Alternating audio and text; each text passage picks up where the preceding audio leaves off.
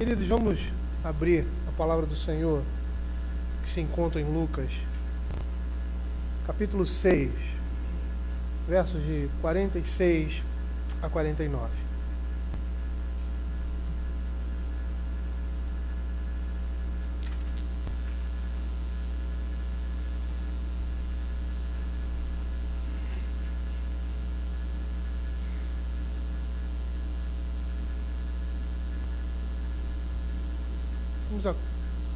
Acompanhe a minha leitura. Por que me chamais Senhor, Senhor, e não fazeis o que vos mando? Todo aquele que vem a mim e ouve as minhas palavras e as pratica, eu vos mostrarei a quem é semelhante. É semelhante a um homem que, edificando uma casa, cavou, abriu profunda vala e lançou o alicerce sobre a rocha. E vindo a enchente, arrojou-se o rio contra aquela casa e não a pôde abalar, por ter sido bem construída. Mas o que ouve e não pratica é semelhante a um homem que edificou uma casa sobre a terra sem alicerces. E arrojando-se o rio contra ela, logo desabou. E aconteceu que foi grande a sua ruína. Vamos orar. Senhor, queremos te agradecer pela tua palavra. Queremos te pedir que o Senhor fale ao nosso coração através dela. Que o teu Espírito Santo possa tocar no coração de cada um aqui, Senhor. Que possamos sair daqui edificados, ó Senhor Deus, confrontados, estimulados, ó Senhor, a viver o Evangelho de forma digna do nosso chamado, da nossa vocação. Fica conosco nesse momento, Pai. É a tua igreja que precisa, tem a necessidade de escutar a tua voz. Em nome de Jesus. Amém. É interessante a gente observar nesse texto uma das grandes incoerências da vida cristã. Nós, crentes, somos, por vezes, incoerentes com a nossa postura diante do Senhor, com a nossa vida. E o Senhor está mostrando essa incoerência aqui, logo no primeiro verso, quando ele diz assim: por que me chamais Senhor, Senhor, e não fazeis o que vos mando? Essa é a grande incoerência na vida cristã.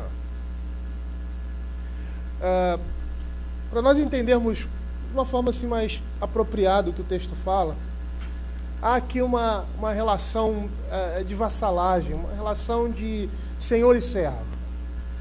E nos tempos bíblicos, ali no contexto de Jesus, existiam dois tipos de escravos. Um escravo que se tornava escravo, às vezes por conquistas, guerras, conflitos. Outros porque ficaram pobres, empobreceram e vendiam-se como escravos.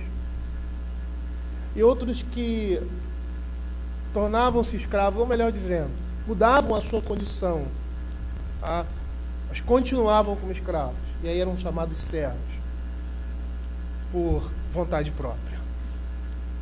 Esses, muitas vezes, que chegavam nessa condição por causa de guerras, conflitos, ou por causa da pobreza, necessidade de se vender como escravos, a um determinado tempo, havia sua alforria, sua liberdade. Esse escravo, por ter vivido tido um relacionamento com esse Senhor, um relacionamento de amizade, um relacionamento de amor, isso às vezes não cabe na nossa cabeça pelo conceito que nós temos de escravidão aqui no Brasil.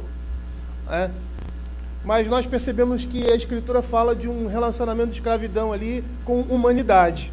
Nós pegarmos alguns textos ali do Velho Testamento, e muitos homens tinham esse relacionamento com os seus escravos. E o escravo passava um tempo debaixo do senhorio de uma determinada pessoa, constituía família, e no período da sua libertação, ele olhava para a sua situação, olhava para o seu Senhor, não queria ir embora e perder a sua família, aquilo que ele conquistou ali naquele momento, o relacionamento que ele tinha com aquele Senhor. Então ele dizia: eu quero continuar nessa condição. E aí o seu Senhor o levava diante dos juízes na cidade, e tinha todo um cerimonial, e que a partir daquele momento se declarava diante de toda a sociedade que ele agora se tornava um servo, um escravo por vontade própria. E por que isso? Porque ele amava o seu Senhor. Porque o seu Senhor era bondoso, era misericordioso para com ele, dentro dessa relação de escravidão que existia. E é isso que nós estamos vendo aqui, de certa forma. É esse o pano de fundo. O Senhor Jesus está chegando para nós, crentes, que somos seus servos, e está dizendo assim: vocês me chamam de Senhor e não fazem a minha vontade, porque esse é o principal instrumento dessa ligação, desse pacto, é a obediência. É isso que caracterizava esse estado de escravidão ou de servidão. Era uma obediência total e absoluta diante do seu Senhor. Agora, como servo, não mais por uma obrigação, por uma condição social. Agora, por amor, por ter provado da boa vontade, da benevolência, de uma boa servidão para com o seu Senhor. E é muito semelhante à nossa situação diante de Deus. E é isso que o Senhor está nos chamando aqui a meditar. O principal, o que demonstra a nossa relação com Deus, o senhorio dele sobre nós, é nós nos submetermos à sua palavra. Nós obedecermos a ele de bom grado, como uma atitude de gratidão a Deus pela sua bondade, pela sua misericórdia. É o que a gente vê ali em Êxodo capítulo 20, no início dos 10 mandamentos. Eu sou o Senhor teu Deus, que te tirei da terra do Egito, da casa da escravidão. Por isso, não terás outros deuses diante de mim. Deus estava diante do seu povo dizendo assim: eu sou o Deus criador, soberano sobre todas as coisas, eu sou o Deus redentor do meu povo, por isso vocês vão seguir os meus mandamentos. Mas nem sempre foi assim. Nós às vezes não entendemos essa relação, que é uma relação de amor. Nós pensamos que muitas vezes essa relação não é uma relação caracterizada pelo amor de Deus nas nossas vidas. Por mais que a gente não pense dessa forma, a gente age assim quando nós somos ingratos ou desobedecemos a Deus na sua palavra. Temos um texto ali de Isaías, no primeiro capítulo de Isaías, quando o Senhor chega para o seu povo através do profeta e diz assim: o boi conhece o seu possuidor, o jumento, o dono da sua manjedoura, mas Israel não compreende, Israel não entende. Nós somos assim incoerentes. Somos incoerentes quando queremos ter um relacionamento com Deus que não seja a base de uma obediência irrestrita à sua palavra. Lá no Salmo 119, nos primeiros versos, o salmista diz as seguintes palavras: bem-aventurados e irrepreensíveis no seu caminho, que andam na lei do Senhor. Verso 4: tu ordenaste os teus mandamentos para que os cumpramos à risca. Tomara sejam firmes os meus passos, para que observe os teus preceitos. Não é uma questão de opção, não é uma questão de ponto de vista, é uma questão de obrigação. O nosso relacionamento com Deus, nós temos a necessidade de nos conformar em tudo à sua palavra. O salmista está dizendo assim: eu preciso endireitar os meus passos para obedecer a Deus. Há uma necessidade, porque todo o conselho de Deus é para ser obedecido de forma irrestrita.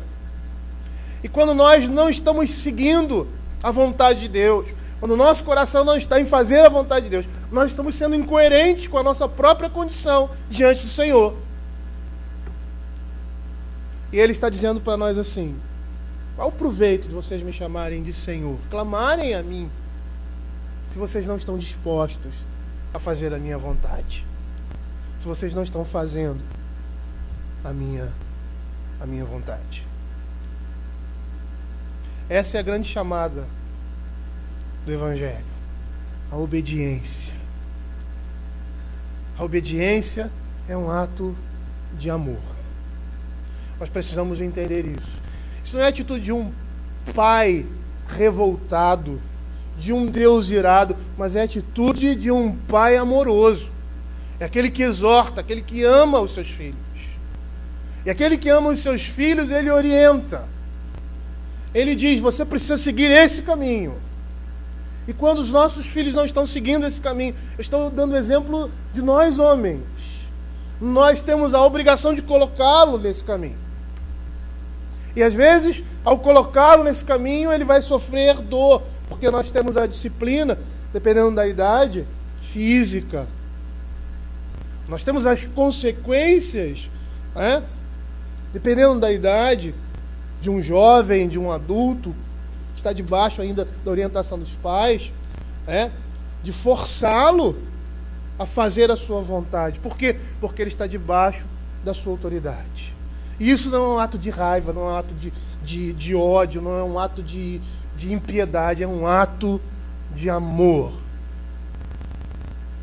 Porque não existe um pai que não ame o seu filho.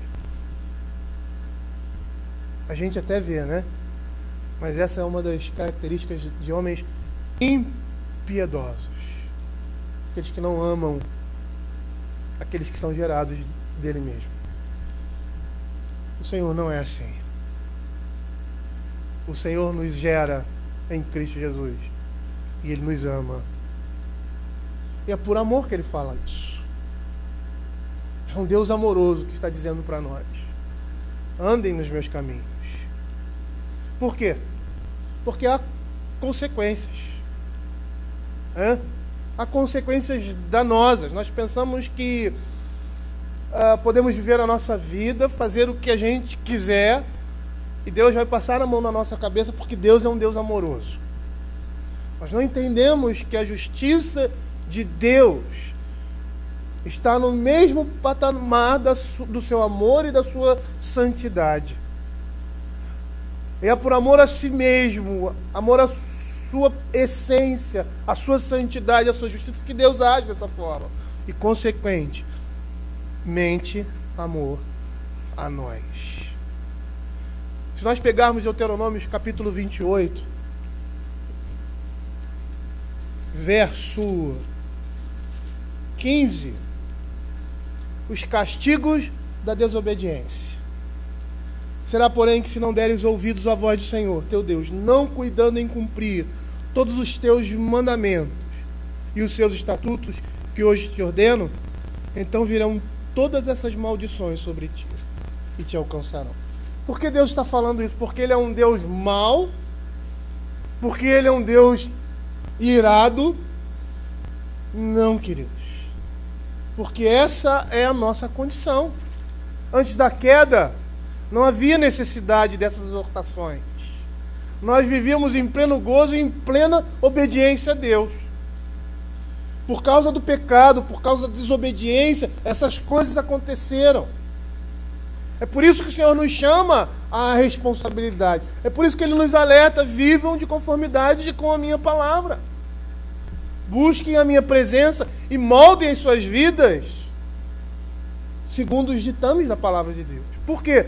Porque se não for assim, as consequências são danosas. Porque o homem está debaixo de pecado. Essa é a grande incoerência da vida cristã. Nós professarmos uma fé e não vivemos por meio dela. Mas Jesus continua no seu discurso. E eu acho extremamente... A Bíblia é fora de série. Porque ela é singular, ela é simples e ela é profunda nos seus ensinamentos. Por quê? Porque o nosso Deus é um Deus singular. Porque o nosso Deus é um Deus todo-poderoso, é profundo, é inescrutável. Aí ele diz assim: todo aquele que vem a mim e ouve as minhas palavras e as pratica, eu vos mostrarei a quem é semelhante. O Senhor está mostrando para nós os resultados da obediência. O Senhor está mostrando para nós a necessidade que nós temos de ouvir a palavra, a responsabilidade que nós temos de ouvir a palavra e de viver por meio dela. Nós somos obrigados, nessa relação que nós temos com Deus, não só nós, mas todo ser humano, mas em especial nós que somos o povo da aliança, a obedecer ao nosso Deus, a obedecê-lo em tudo. É interessante porque nós não conhecemos tudo. É por isso a necessidade de constantemente rever os nossos conceitos, ver o que a palavra de Deus fala a respeito dos temas da modernidade, das coisas que nós nos deparamos com o avanço da humanidade, a tecnologia, o conhecimento e todas as outras coisas que poderiam significar ou significam progresso na vida do homem. Nós precisamos todo o tempo ver o que a palavra de Deus fala sobre essas coisas. Qual é o princípio da palavra de Deus para isso? Porque a Bíblia é um tesouro inesgotável. E ele está mostrando as consequências claras, boas e também danosas, de atitudes de ingratidão e de incoerência na vida cristã. Ingratidão por quê? Porque eu tenho a obrigação, diante de tudo que Deus fez e é, de obedecê-lo, de amá-lo. E nós vamos perceber que a característica do verdadeiro crente, a verdadeira piedade, não é externa. Não se apresenta, às vezes, com aquele tom de piedade, aquela cara, às vezes, aquele entristecimento supostamente piedoso, aquele andar, às vezes aquela fala, e a gente olha, a gente vai, puxa, que pessoa santa, né? A gente vai perceber que uma pessoa é santa e que ama o Senhor quando ela obedece a sua palavra. Aquele que tem os meus mandamentos e os guarda, esse é o que me ama.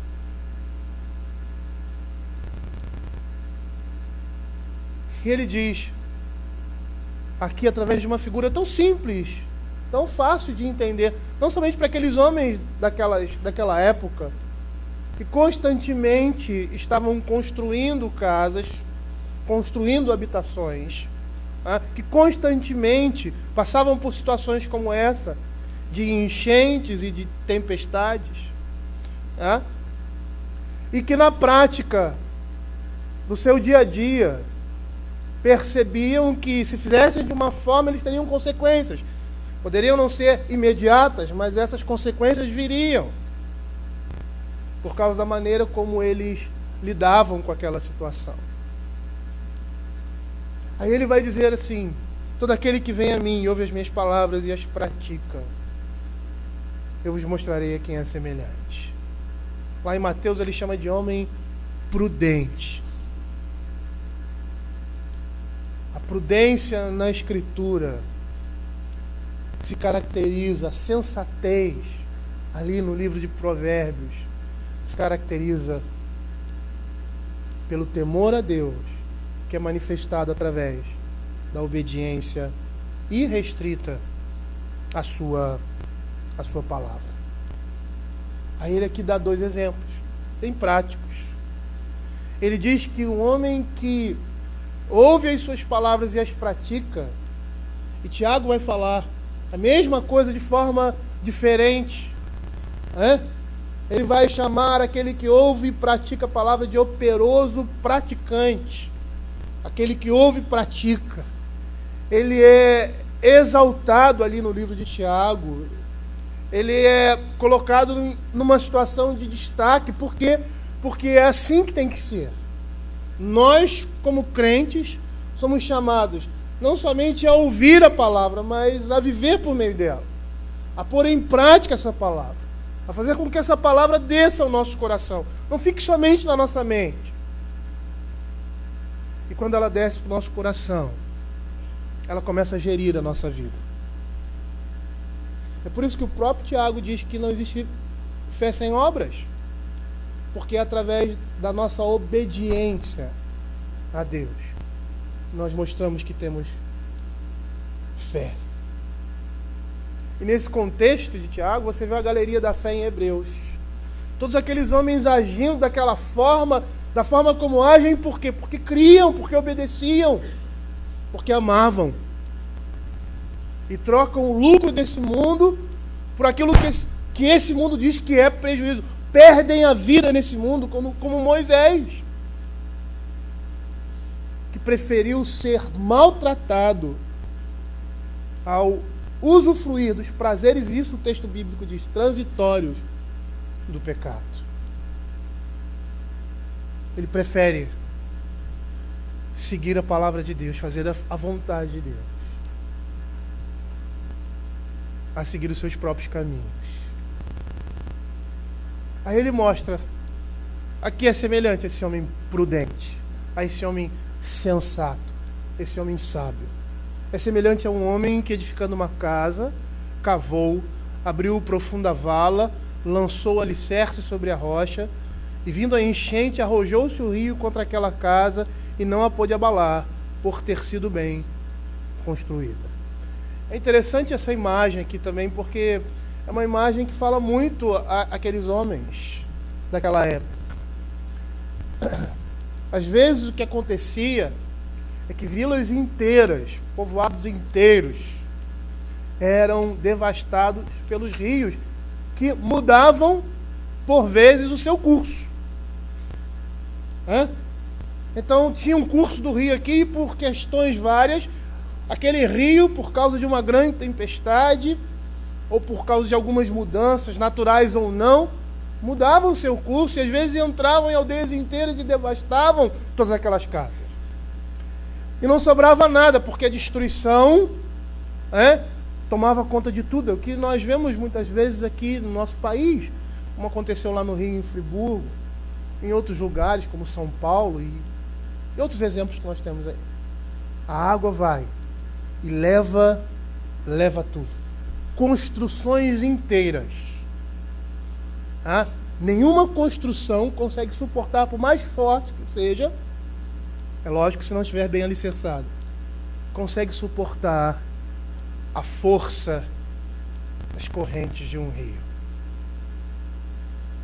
Aí ele diz que esse homem prudente, esse homem que ouve a palavra de Deus e pratica essa palavra, é semelhante a certo homem que cuidadosamente, percebam que é o que está aqui por trás nessa narrativa.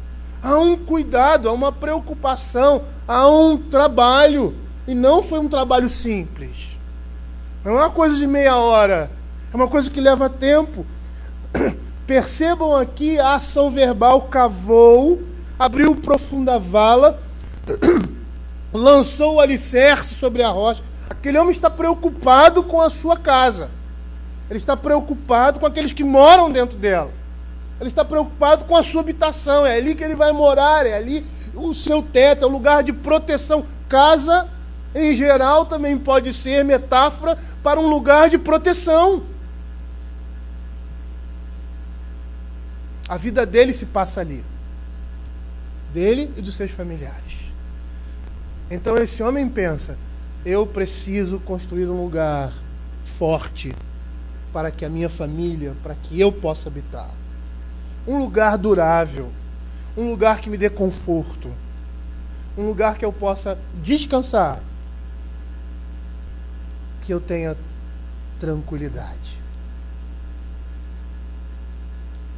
E esse lugar, queridos,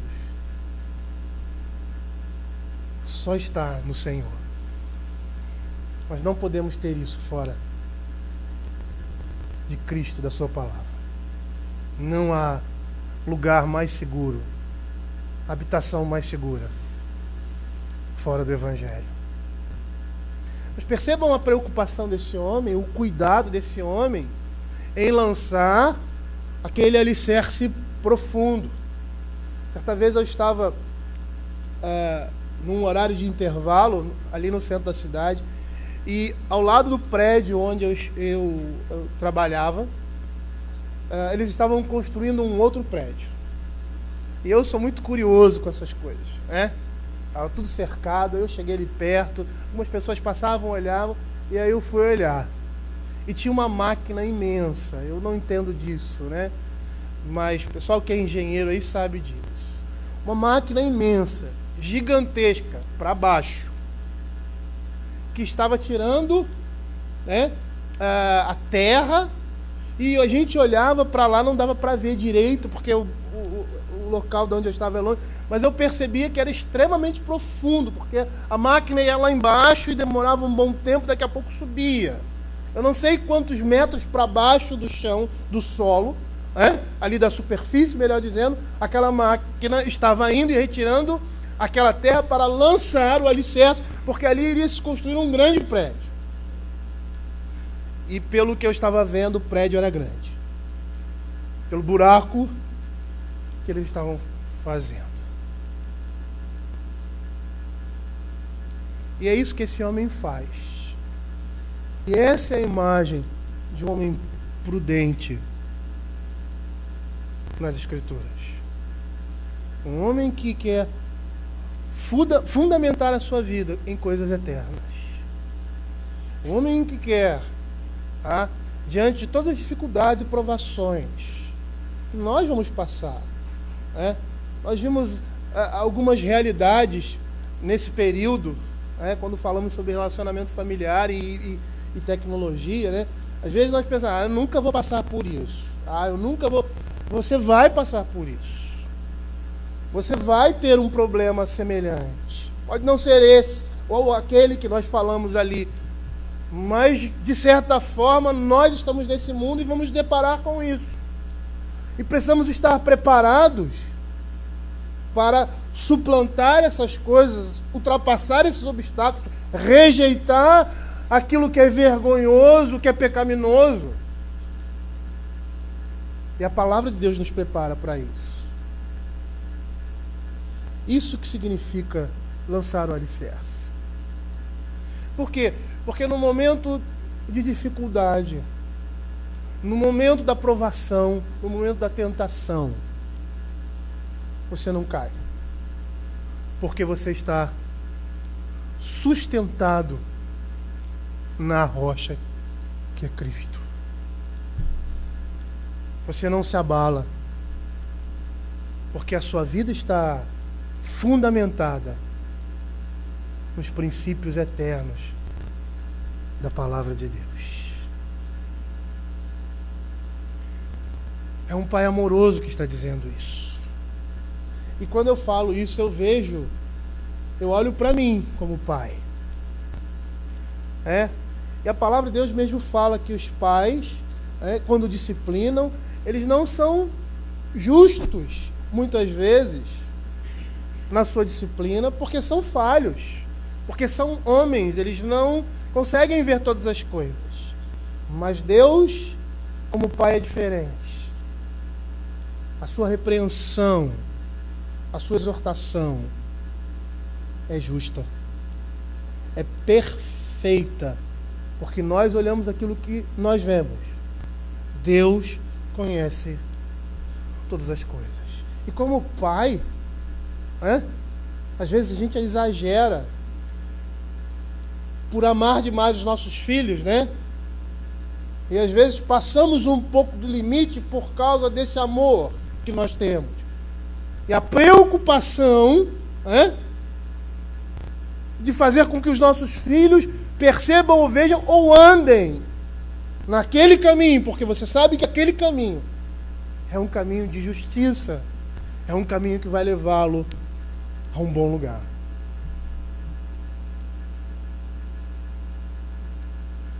Agora, se nós que somos homens temos esse tipo de disposição, você acha que a disposição de Deus ela é menor do que a nossa? Não. Ela é perfeita. Deus é perfeito em todas as suas obras. até mesmo, e também, melhor dizendo, quando Ele nos exorta, quando Ele nos disciplina, quando Ele nos deixa debaixo de uma mão que pesa sobre nós, mas de uma mão amorosa daquele que é verdadeiramente o Pai.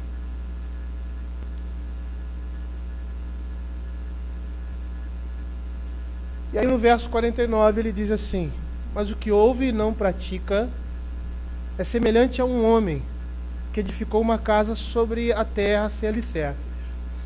E arrojando-se o rio contra ela, logo desabou, e aconteceu que foi grande a sua ruína.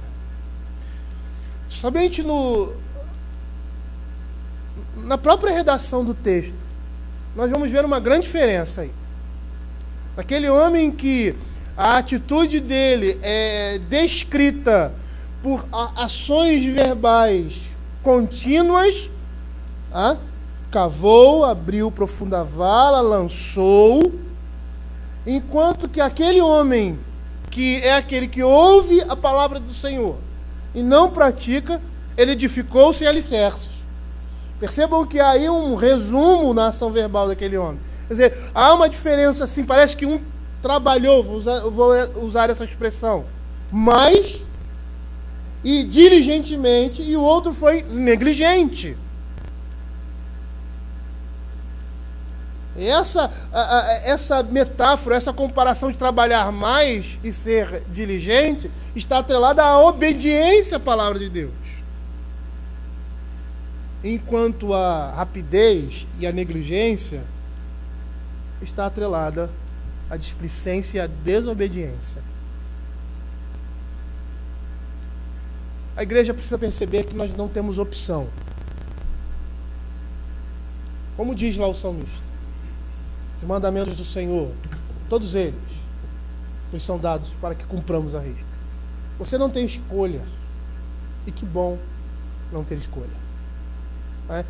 A gente fala em conselho. Conselho na nossa visão, a visão humana é alguma coisa que a gente diz que você pode seguir ou não.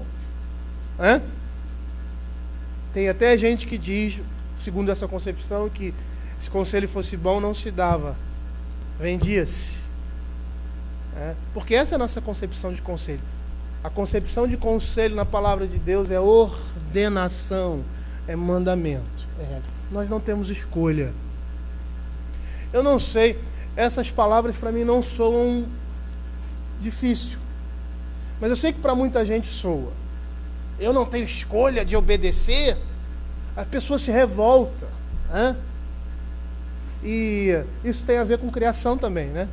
Tem muito a ver com a criação que nós recebemos. Não é à toa que eu sempre digo, porque a palavra nos diz isso, que a família é a imagem do relacionamento de Deus para com o seu povo. Os pais são a imagem de Deus, é a primeira imagem de Deus que um homem tem na sua vida. O relacionamento entre irmãos é comparado ao relacionamento dos irmãos em Cristo. Nós somos irmãos e Cristo é o nosso irmão primogênito. O casamento é comparado com a relação de Cristo com a igreja. O relacionamento de Deus com o seu povo é um relacionamento filial. A primeira imagem que nós temos da igreja de Cristo, de Deus, uma imagem na revelação natural, é a família.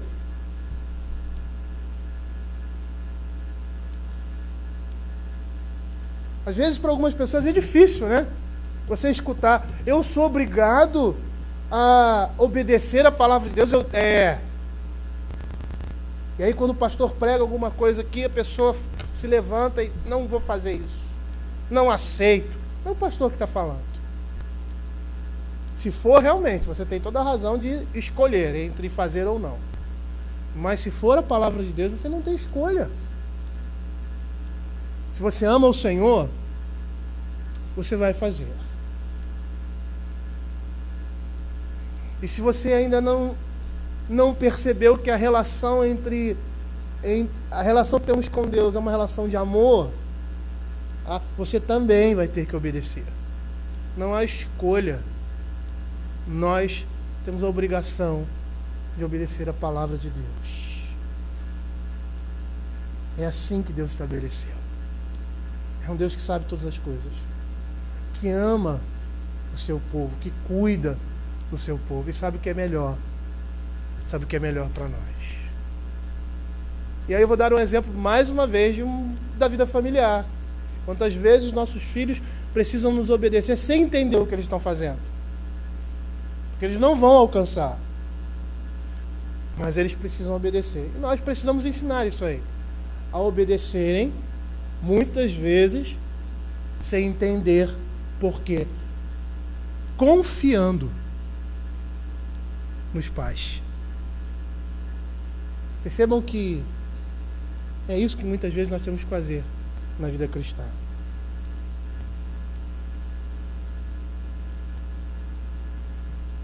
Esse homem aqui, ele edifica a sua casa. Ele não está preocupado com o que pode vir depois. Eu não sei o que se passa na cabeça de um homem que constrói uma casa, sabe que há a possibilidade daquela casa cair por causa das condições que eram muito comuns ali naquela época, aquele tempo, e desavisadamente, relaxadamente constrói uma casa sem alicerce. Ele está, na realidade, sim, eu estou esperando a destruição. É isso que ele está dizendo. Ele está construindo contra a sua própria vida. E é isso que nós precisamos entender quando somos somente ouvintes da palavra. Nós estamos construindo contra a nossa própria alma. Nós estamos nos destruindo. Ao não destruir a carne, a não mortificar o pecado, a não fazer de tudo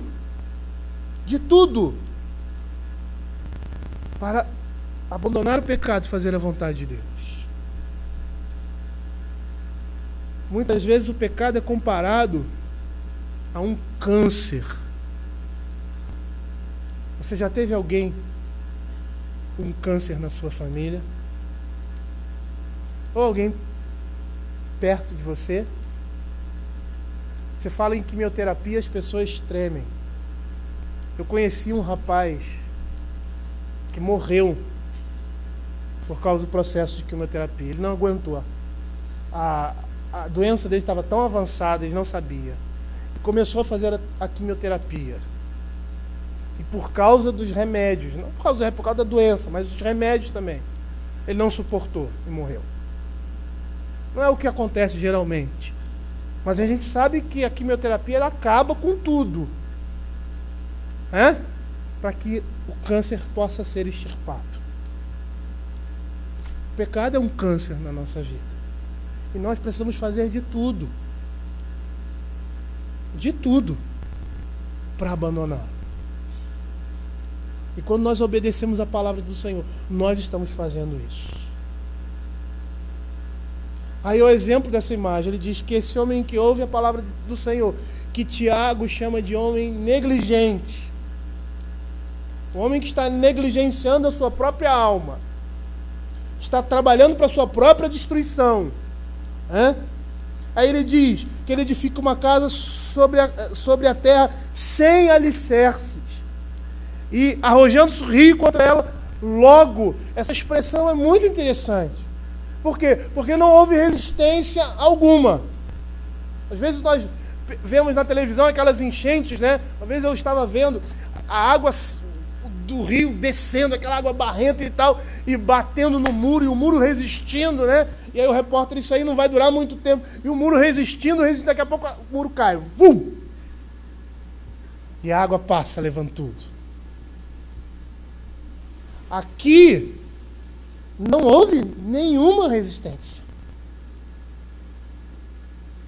Ela é completamente destruída e devastada. E a consequência é que grande foi a ruína naquela casa. Eu gostaria de encerrar essa palavra fazendo um comentário sobre alguns comentadores da Escritura, desse texto, que eles dizem. E alguns dizem assim: o texto está se referindo a determinados momentos na vida de uma pessoa, de provações, de tentações, quando essas coisas vêm, e por não estar fundamentada em Cristo, a pessoa desaba, ela se perde. Mas alguns comentadores desse texto dizem assim: aqui o texto não está se referindo a esses momentos somente, mas está se referindo ao dia do juízo. E a primeira coisa que eu me lembro é o contexto de Mateus 7, que nós temos um paralelo desse texto. Que o Senhor Jesus, criando uma situação hipotética, possível, de determinadas pessoas que diziam: nós pregamos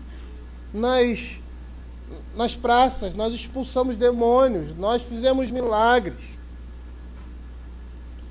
E aí o Senhor Jesus olha para eles e diz assim: nunca vos conheci.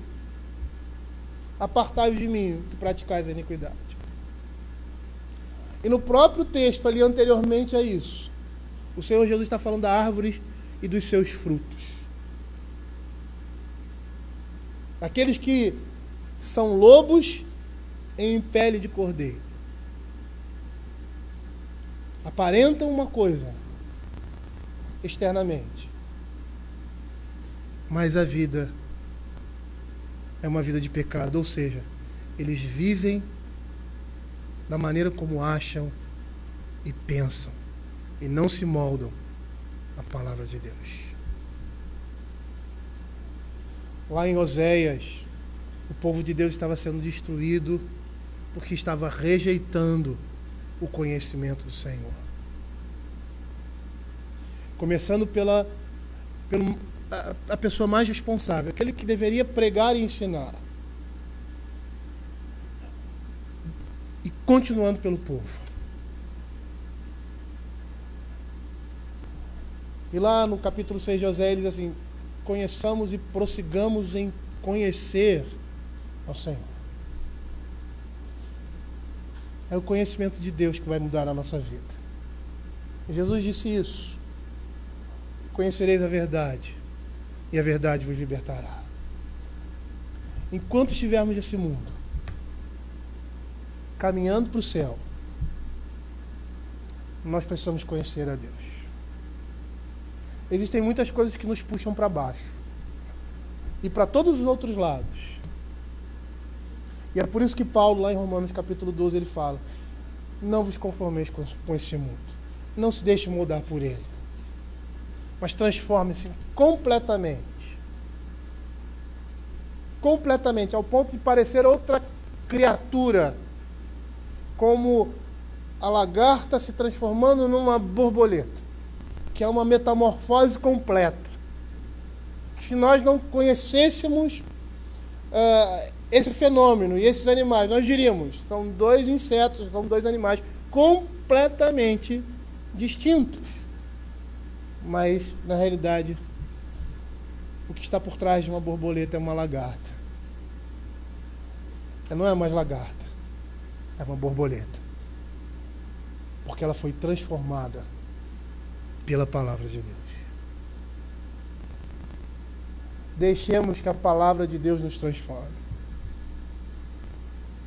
Às vezes estamos vivendo uma boa vida, tranquilos, mas estamos num sono amortecido.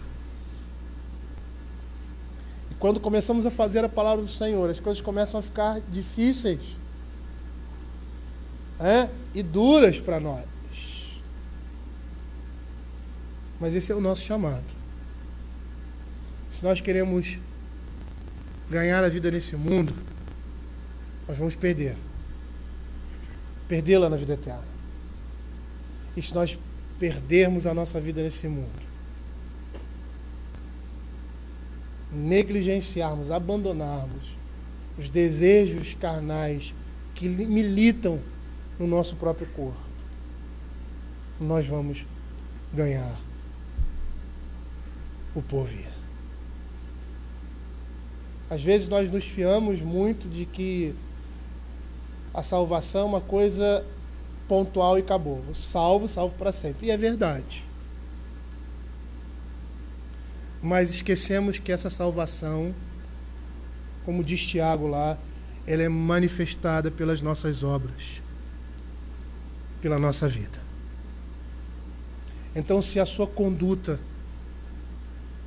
se o seu comportamento, se os seus pensamentos estão diferentes da sua fé, questione a sua salvação e recorra ao Senhor na sua graça, na sua misericórdia. Porque nós somos chamados para ser vitoriosos nesse mundo, sermos vencedores. Vencedores de quê? Do mundo, do diabo e da carne. Essa é a certeza que nós temos. Nós que estamos em Cristo vamos vencer os nossos inimigos no seu próprio campo de batalha. E quando chegarmos lá no céu, nós vamos receber uma coroa de glória. E essa coroa de glória, queridos, ela não se compara a nenhum conforto, a nenhum bem-estar, a nada que esse mundo possa nos dar de bom, por mais bom que seja. O nosso futuro é glorioso, o nosso porvir é majestoso, porque estaremos eternamente com o Senhor. Sejamos prudentes. Vamos construir a nossa vida debaixo de um senhorio, do senhorio de Cristo. Vamos orar.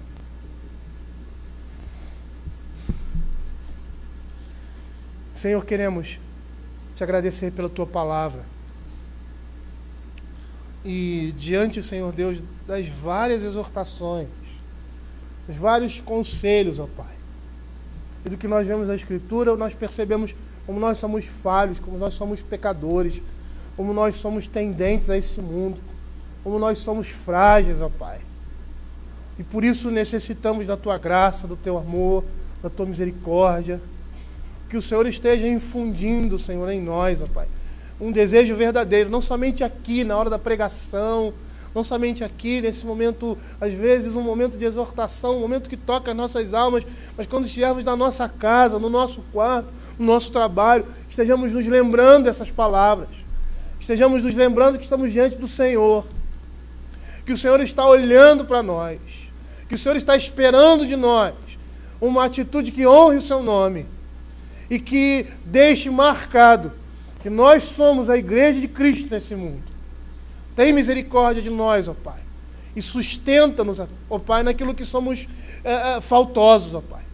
Acrescenta em nossas vidas, ó Pai, aquilo que nós não podemos acrescentar e nos dá forças, ó Pai, para vivermos, ó Pai, diante de todas as dificuldades, de todas as oposições, ó Senhor Deus, obedecendo a Tua palavra, dizendo que não importa o que possa acontecer, importa sim obedecer ao Senhor. Fica conosco, Pai, fica com essa igreja amada, é o que nós pedimos, em nome de Jesus. Amém.